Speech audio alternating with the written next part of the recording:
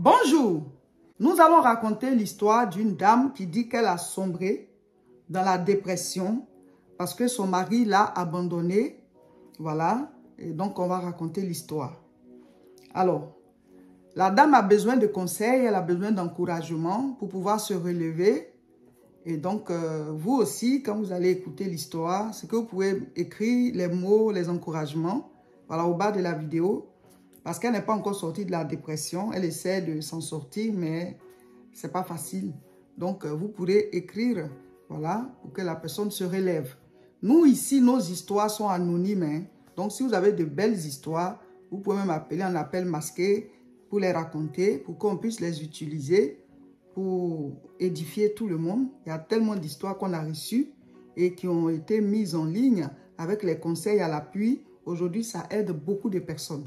Donc, si vous aussi, vous avez une histoire, là, faites venir. On va, quand ce sera le moment, on raconte et puis on sort les leçons, ça édifie les autres. Voilà, donc voici l'histoire de la sœur. Elle dit que son mari et elle se sont rencontrés quand ils étaient au lycée. Son mari, il était en terminale quand elle était en seconde. Elle venait d'arriver dans le lycée. Eux, c'était les grands garçons du lycée. Donc, ils ont commencé à se fréquenter et après, ils ont commencé à sortir ensemble. Et lui, il a eu le bac. Il est allé faire ses études, voilà, dans la même ville, il ne sait plus, mais il se voyait toujours.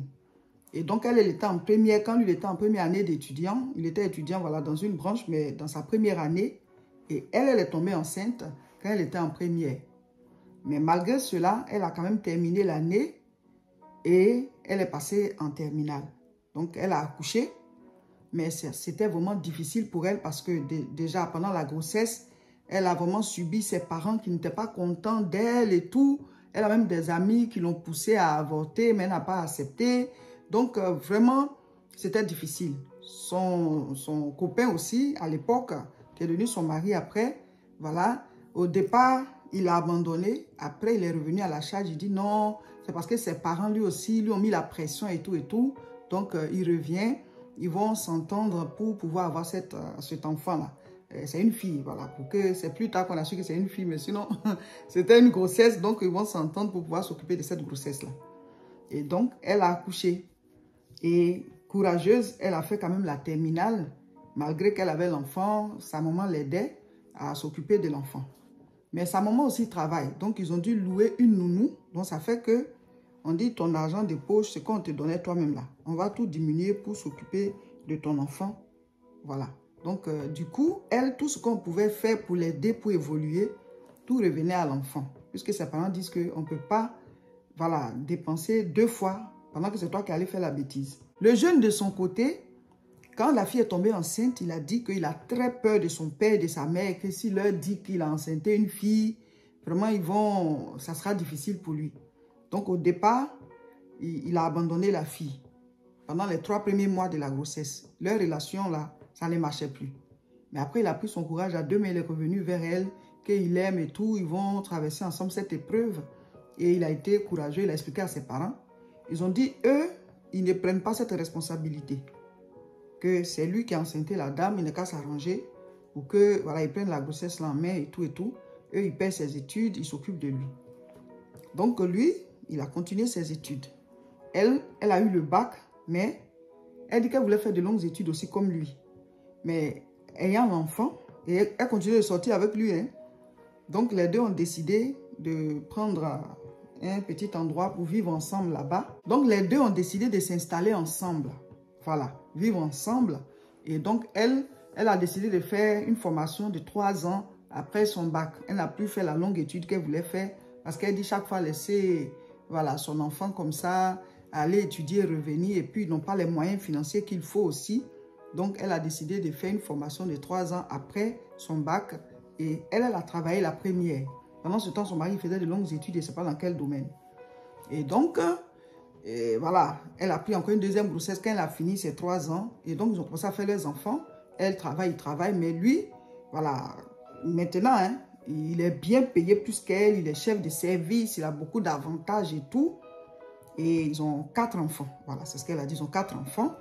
Et les enfants, voilà, ils vont à l'école, ils évoluent.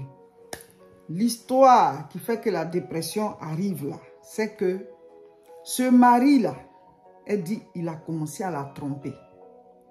Et il a commencé à la tromper et il a changé. Son chéri du lycée, ils étaient très fusionnels, ils s'entendaient bien et tout. Ils ont traversé toutes ces épreuves-là. Aujourd'hui, voilà, elle travaille, mais elle n'a pas les moyens que lui, là. Il entretient une maîtresse. Il s'occupe de la maîtresse, là, même plus que d'elle. Quand il faut faire les dépenses à la maison, il lui dit qu'elle travaille, lui travaille, il doit faire les dépenses, là, voilà, à part égale. Pendant ce temps, il s'occupe très bien de l'autre parce qu'elle, elle a vu la dame. La dame, on lui a même acheté une voiture. La maison est prise en compte et tout. Elle dit au départ, les gens lui parlaient de ça, mais elle-même, elle a vu. Et donc, elle est rentrée dans une certaine dépression. Et au fur et à mesure, elle a commencé à se délaisser. Elle ne pouvait pas croire que ce mari qu'elle a connu, qu'elle était jeune, qui est même son premier homme, avec qui elle est restée, puisse aujourd'hui la tromper et puis faire tout ce qu'il fait. Il va plus loin. Il dit que, parce qu'ils se sont mariés finalement, hein, qu'il faut qu'il divorce. Parce que lui, c'est maintenant qu'il a trouvé l'amour de sa vie et que c'est l'autre dame là. Donc, celle qui raconte le témoignage, celle qui raconte l'histoire, parce que bon, je ne sais pas si c'est un témoignage, hein, puisqu'elle n'est pas encore sortie de cette dépression, elle dit c'était comme c'était la fin de sa vie. Quand il a dit ils vont divorcer, elle va garder les enfants, il va toujours s'occuper d'eux. Mais lui, c'est maintenant qu'il a trouvé l'amour de sa vie. Et que c'est l'autre là, que lui va aller maintenant rester avec elle, vivre avec elle et tout. Donc actuellement, il ne dort plus à la maison, il est là-bas. Il vient juste pour voir s'il y a des besoins avec les enfants. Qu'elle n'a qu'à chercher à déménager pour prendre une maison un peu plus petite avec les enfants. Lui, il va donner sa part régulièrement. Mais en tout cas, il a trouvé la femme de sa vie. Et que c'est l'autre là qui va maintenant épouser. Il va la divorcer, elle. Et il va rester avec l'autre. Donc, il ne dort même plus à la maison. En tout cas, il est parti. Il vient juste pour voir les enfants et tout. Donc, elle dit que depuis ces temps-là, où il a dit toutes ces paroles et puis elle l'a vu changer au fur et à mesure jusqu'à ce qu'il dise ça. Elle dit qu'elle est rentrée dans une dépression. C'est comme si la vie même a changé sous ses yeux. Elle ne se sent plus belle. D'abord, elle ne s'entretient plus. Elle est, voilà, délaissée. Elle se délaisse. Elle se dit, ça ne vaut plus la peine. Pourquoi faire tous ces efforts? Tout a perdu de la valeur à ses yeux. Elle va au travail, même ses collègues lui disent, mais toi, tu as changé, qu'est-ce qui ne va pas? Tu es tout le temps triste. Souvent, elle parle seule et tout. Elle est vraiment dépressive. Donc, elle dit que ce sont ses enfants seuls qui sont son espoir. Ils se sont tellement aimés quand ils se sont vus jusqu'à maintenant. Elle a tellement cru en cette relation. Elle ne pouvait pas croire que celui-là va lui faire ce qu'il est en train de lui faire là. L'a abandonné pour dire, c'est maintenant qu'elle a trouvé l'amour de sa vie. Et elle est quoi? Et elle voulait même faire de longues études à cause de leurs enfants. Ils se sont organisés pour s'installer vite. Elle a fait 3 années de formation, c'est bon, hein? Mais elle voulait faire plus. Et aujourd'hui, il a les grands moyens. Parce que pendant qu'elle a travaillé vite, elle a pu soutenir les besoins avec les enfants et tout. Aujourd'hui, là, c'est ce qu'il va lui faire. Elle est tellement triste et abattue. Si déjà, elle en parle, c'est parce que je pense qu'il y a de l'espoir pour qu'elle sorte de cette dépression. Mais vous aussi, vous pouvez écrire des paroles pour édifier cette personne. Et je sais que parmi ceux qui vont suivre la vidéo, ceux et celles qui vont suivre la vidéo, peut-être que certains sont dans une dépression par rapport à une relation amoureuse aussi. Et mes frères, mes sœurs. Donc, voici la situation de notre sœur. Aidons-la à s'en sortir, à se rebâtir, à se reprendre en main. Ça lui fait trop mal. Et ça fait mal. C'est quelque chose qui fait mal. Voilà. Donc, est-ce qu'il faut sombrer pour ça? Qu'est-ce qu'elle doit faire? Sinon, le gars, lui, il est engagé dans ces procédures de divorce. Mais même ça, ça lui fait très mal. C'est comme une haute trahison pour elle. Et c'est même une haute trahison. Donc, ça, c'est une histoire qui arrive à beaucoup de personnes. Qu'est-ce qu'on peut donner comme parole pour que tous ceux qui sont dans ce cas, souvent, ce sont des hommes aussi qui se sont mis à fond dans une relation avec une femme et puis elle les abandonne aussi, hein? Ah oui. Et la personne aussi devient dépressive parce que tu as tellement aimé cette femme. Donc, qu'est-ce qu'on peut dire pour relever ces personnes à travers l'histoire de notre sœur. Moi, voici ce que j'ai à dire à cette sœur et à tous ceux qui traversent cette période-là. Pour rigoler, hein, en Côte d'Ivoire, les gens ont l'habitude de dire, ça s'appelle goumé. Goumé, c'est chagrin d'amour. Mais en plus du chagrin, c'est pas juste un chagrin de, voilà, vous êtes ensemble dans une relation, ton fiancé qui t'abandonne, c'est son mari. Et elle a bâti sa vie avec lui. Ils ont des enfants. Ça dit, tout le programme de sa vie est chamboulé. Donc, c'est pas juste un chagrin d'amour comme ça. C'est pas juste un gourmet comme ça. Comme les aiment bien dire gourmet, ça fait rigoler. Mais en fait, c'est toute sa vie qui est chamboulée. Oh, ma soeur. Et vous tous qui traversez ça, j'aimerais vous dire, c'est vrai, ça fait mal. C'est vrai, ça chamboule tout. Ça détruit tous tes espoirs. Ça dit, tu sais même plus. Ton monde là, ça devient quoi? C'est un chaos. Parce que tout était bâti autour de cette relation avec ton mari. Et du coup, lui, il sort de la relation. C'est comme si tout est à refaire à ton niveau. Ça fait mal, c'est vrai. Mais est-ce qu'on va mourir pour ça? Est-ce que tu vas mourir pour ça? Est-ce que tu vas t'auto-détruire pour ça? Est-ce que tu vas leur rendre service à lui et à sa nouvelle femme qui dit que c'est la femme de sa vie là? Tu vas leur rendre service en mourant? Et tes enfants? Oh ma soeur, relève-toi. Oh, reprends-toi. Ça fait mal, c'est vrai. Mais est-ce qu'on va mourir pour ça? Est-ce que tu vas mourir pour ça? Est-ce que tu vas quitter la terre pour ça? Parce que l'affaire de dépression là, on sombre un peu là. Ça peut conduire à la mort. Hein? Ça peut conduire à la mort. Ou alors, c'est une période où tu peux perdre beaucoup de choses. C'est une période aussi où tes enfants peuvent s'égarer. Parce qu'ils voient que déjà, ça ne va pas dans le couple des parents. Ça joue sur eux. Et la maman, souvent, tu vois, il y a le papa, hein, mais les enfants, puisque c'est nous qui les portons. Donc, ils sont beaucoup liés à maman. Donc, quand maman rentre dans une telle dépression, ça agit directement sur les enfants. Et s'il y en a qui sont adolescents, ça peut être une porte pour prendre des mauvais chemins.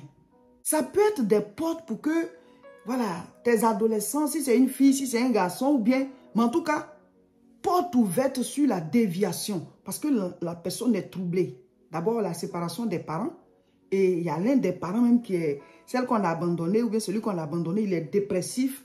Donc, c'est comme si les enfants, on ne les voit même plus, sont transparents.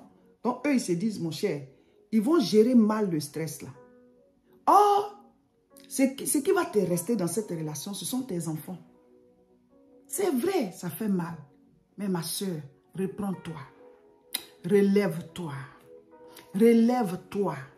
Il faut te dire que tu étais vivante avant de rencontrer ce garçon. Ce monsieur qui t'abandonne aujourd'hui là. Tu étais en vie avant de le rencontrer. Tes parents t'ont mis au monde, non? Toi-même, tu as fait tes études, non? Toi-même, tu as ta vie avant de le rencontrer. Tu n'es pas né pour lui. C'est vrai, ça fait mal. Mais ce n'est pas la fin du monde. De la manière dont il a rencontré quelqu'un, toi aussi, tu peux rencontrer après.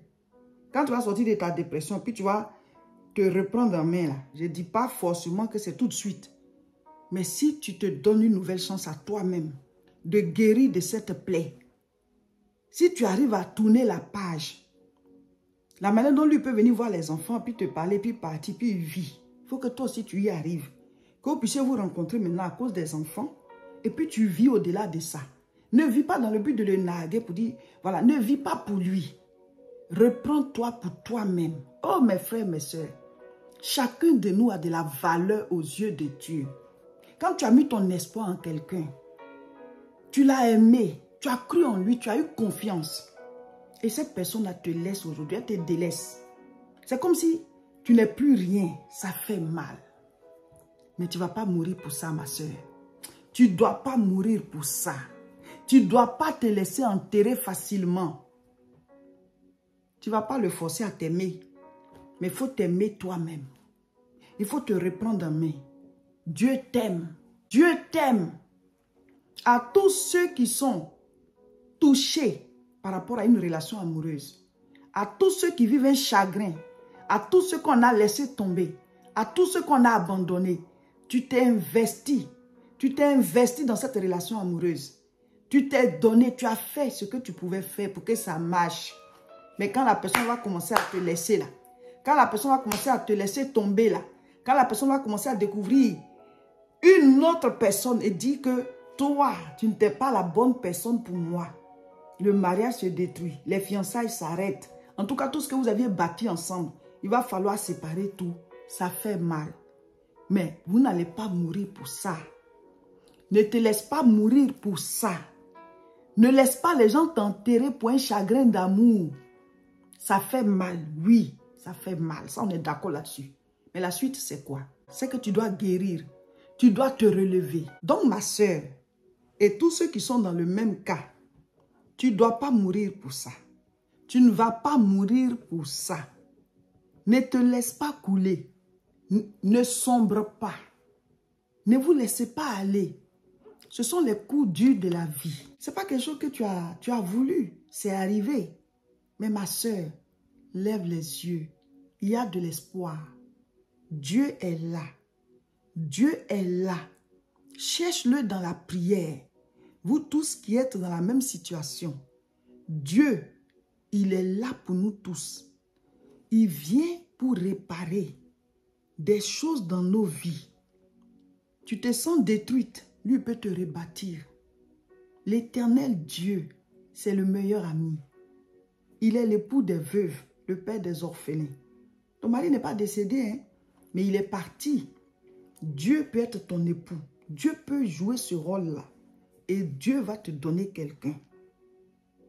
Aie confiance en Dieu. Mais ne te laisse pas couler. Ne désespère pas au point où tu t'entretiens plus, tu es en train de sombrer. Cette situation-là, ça peut créer des maladies. Et c'est ça qu'il faut éviter. Parce qu'au moment où maintenant, tu seras guéri de la dépression, tu t'es remise, et voilà, des séquelles, des maladies qui ont été contractées à cette période. La tension monte beaucoup maintenant. Les ulcères, tout ça, c'est dû à tous ces stress-là, de certaines choses que nous vivons tous les jours. C'est pour cela que, quand il y a des choses qui arrivent là, ne vous laissez pas, voilà, ne laissez pas la situation là vous faire sombrer. Ça travaille à l'intérieur. Il est important que vous gardiez votre force intérieure, votre équilibre. Il faut te donner toi-même de l'espoir. Lis la parole de Dieu. Prie. Essaie de penser à ceux qui sont passés par des situations pareilles et qui aujourd'hui ont oublié ça parce que Dieu a rebâti leur vie. Tu n'es ni la première ni la dernière. C'est vrai, c'est une grande trahison. Mais il y en a qui ont été trahis avant toi et il en aura aussi après toi. Ça fait mal, mais la vie est comme ça. Il faut que tu arrives à encaisser ça, à en guérir, à te reprendre en main et à recommencer à t'entretenir, pas à cause de quelqu'un, pas parce que tu cherches quelqu'un, mais pour toi-même. Et tes enfants ont besoin de toi. Eux aussi, leur papa va leur manquer parce qu'il ne sera pas là tous les jours, même s'il vient de temps en temps pour voir ce qui manque et tout, mais il ne sera plus présent en permanence. Donc, tu es obligé de te ressaisir pour toi-même et aussi pour tes enfants. Vous allez traverser cette période-là et il y a une grâce plus grande qui vient. Il y a une bénédiction plus grande qui vient. Surtout si tu pries tous les jours et tu mets ton espoir en Dieu. Lui, Dieu, il ne trahit pas. Il faut guérir de ça. Et tu vois, cette souffrance-là, ça peut être transformé en énergie pour te rebâtir. Les enfants sont là, comme il dit qu'il va soutenir. Est-ce que tu ne peux pas faire aussi des cours pour avoir le diplôme que tu veux là, en cours du soir ou bien par correspondance, les cours en ligne? En tout cas, on peut à tout moment récupérer ce qu'on n'a pas pu récupérer il y a de cela quelque temps. On peut toujours rattraper son retard. Peut-être que c'est un moment de te relancer, de passer, tu vois, en revue tout ce que tu n'as pas pu faire. Ok, une nouvelle saison de ma vie s'ouvre, un nouveau départ. Dieu m'a donné la santé, m'a donné la force, je suis en vie pendant que certains sont morts. Je ne vais pas cracher là-dessus. Je ne vais pas me concentrer sur cet aspect qui fait que tout s'écroule autour de moi. Je vais tenir et je vais rebâtir une nouvelle vie. Pour que demain, je puisse utiliser ça pour aider d'autres personnes. Pour que je puisse utiliser ça pour rendre témoignage. Pas pour gâter son nom à lui, mais de ce que j'ai pu me relever de mes cendres. De là où j'étais, voici aujourd'hui. voici la situation que j'ai vécue, mais j'ai pu en sortir, m'en sortir et voici aujourd'hui ce que j'ai pu bâtir, ce que j'ai pu réaliser, j'ai pu éduquer mes enfants et tout. Et peut-être je suis dans une nouvelle relation, d'un mariage mieux même. Vous voyez, Dieu est le Dieu de l'espérance. Il nous donne de l'espérance et guérit nos cœurs brisés. Je vais lire le passage. Psaume 147, verset 3. Il guérit ceux qui ont le cœur brisé et il pense leurs blessures. L'Éternel Dieu, il guérit ceux qui ont le cœur brisé et il pense leurs blessures. Et il soigne leurs plaies. Dis au Seigneur, soigne cette plaie qui est en moi. Ça fait mal. Mais toi, tu peux me guérir. Luc 4, verset 18. L'Esprit du Seigneur l'Éternel est sur moi parce qu'il m'a oint pour annoncer une bonne nouvelle aux malheureux, une bonne nouvelle aux pauvres. Il m'a envoyé pour guérir ceux qui ont le cœur brisé. Jésus dit, il a été envoyé pour guérir ceux qui ont le cœur brisé. Donc le Seigneur, il est au courant de ça. Dis-lui, Seigneur, mon cœur est brisé. Guéris-moi, sors-moi de la fosse, sors-moi du trou, relève-moi de cette souffrance. Et il faut te reprendre en main, il faut t'entretenir, il faut t'occuper de ta maison. Fixe-toi de nouveaux objectifs, travaille sur de nouvelles choses. C'est ça la vie. Il faut pouvoir se relever. Quand quelque chose se passe, ne laisse pas la chose te tuer. Relève-toi. Tu vas vivre mieux que ce que tu as déjà vécu. Dieu est tout puissant. Et surtout, il faut pardonner à ce monsieur. Ce ne sera pas facile, hein? Mais il faut que le pardon soit dans ton cœur. Que vous restiez en de bons termes par rapport aux enfants. Vous devenez des parents. Tu ne peux pas l'obliger à t'aimer. Tu ne peux pas l'obliger de rester avec toi. Donc, il faut que tu te reprennes en main, ma soeur. Et à tous ceux qui sont aussi dans cette situation, reprenez-vous en main. Vous étiez déjà en vie avant de rencontrer la personne. Donc, vous pourrez faire aussi d'autres rencontres mieux même. Mais pour l'instant, il faut d'abord guérir et Dieu va diriger la suite. Donc, priez, reprenez-vous, voilà, et puis fixez-vous de nouveaux objectifs. Recréez votre monde qui est brisé là. Pour pouvoir avancer, vous allez produire plus que ça. Transformez ça en énergie même. Une force pour pouvoir réussir. Pas contre la personne ou bien narguer la personne, mais pour toi-même. Pour dire que je suis quelqu'un. Voilà. Voilà, je suis pasteur Seka Olga de l'église La Moisson de France. Si vous voulez nous suivre en permanence, il faut vous abonner à nos différentes chaînes. Sur YouTube, c'est La Moisson TV. Et sur Facebook, c'est Réseau International Richesse. Et sur YouTube encore, c'est Madame Seka. Et abonnez-vous aussi sur TikTok, @Madame Seka. Et sur Facebook encore, c'est Révérend Roger Seka. Abonnez-vous à toutes ces chaînes, comme ça vous ne ratez rien. Nous aurons 3 retraites spirituelles. 3 retraites spirituelles programmées ici à l'église La Moisson de Tourcoing, du samedi 5 au dimanche 6 juillet 2025, du samedi 30 au dimanche 31 août 2025 et du samedi 18 au dimanche 19 octobre 2025. Voici les 3 retraites spirituelles déjà programmées. Donc, vous pouvez vous préparer pour venir. Écrivez-nous à ce numéro sur WhatsApp et on va vous donner toutes les informations. Si vous venez de loin, il va falloir réserver votre chambre. Voilà, votre chambre d'hôtel ou bien un hébergement. Donc, voici l'adresse de l'église. Vous pouvez déjà voir les hôtels autour. Ou bien écrivez-nous sur WhatsApp. On peut vous donner les noms des hôtels. Comme ça, vous allez réserver votre hébergement. Ça se passe comment? Vous venez samedi. Vous faites votre enregistrement à l'hôtel. Et la prière, c'est l'après-midi. De 14h30 à 18h30. Et ensuite, il y a les entretiens. Jusqu'à 20h, chacun passe à son tour. Et après ça, vous rentrez dans vos hébergements. Et le lendemain, dimanche, il y a le culte à partir de 10h. Après le culte, on partage, on mange quelque chose ensemble et ensuite, c'est le départ. Souvent, il faut se retirer pour venir chercher Dieu dans la prière, chercher Dieu voilà, pendant la retraite spirituelle, 2 jours où tu pries, tu cherches Dieu, tu combats voilà, tout ce qui ne va pas, ce qui bloque ta vie. Donc, dès maintenant, écrivez-nous à ce numéro sur WhatsApp, le guichet unique de l'église La Moisson, pour avoir toutes les informations. La prochaine croisade de prière à Alfortville, c'est le samedi 12 juillet. Le samedi 12 juillet, 14h30 à la même adresse, Alfortville, puissante croisade de prière. Venez dans la présence de Dieu, venez recevoir l'onction qui brise le joug, venez prier. On dit croisade de prière. As-tu un sujet de prière? rejoins-nous le samedi 12 juillet à Alfortville à l'adresse suivante, 71 rue Étienne Dolé, 94 140 Alfortville. Puissante croisade, samedi 12 juillet, 14h30. Chers peuple de Dieu, préparez-vous, on l'a déjà dit, c'est pour bientôt le deuxième single de Madame Seka. Nous sommes bientôt prêts. Le deuxième single va sortir. Nous allons louer le Seigneur avec. Nous allons célébrer encore le Seigneur avec. C'était un album qu'on devait sortir. On a décidé de donner à chaque chanson son temps. Donc le deuxième single va sortir bientôt. Abonnez-vous dès maintenant sur la chaîne YouTube Madame Seka. Voilà, c'est là-bas qu'on va mettre la chanson puisque c'est une chaîne pour le côté musical. Et aussi notre TikTok @Madame Seka, on y met les prêches et aussi les chansons. Donc abonnez-vous dès maintenant. Mais en général, pour nous suivre, c'est sur La Moisson TV, sur YouTube La Moisson TV et sur Facebook, c'est Réseau International Richesse. Donc on espère que le chant va encore vous plaire. En tout cas, c'est chic. Donc, préparez-vous.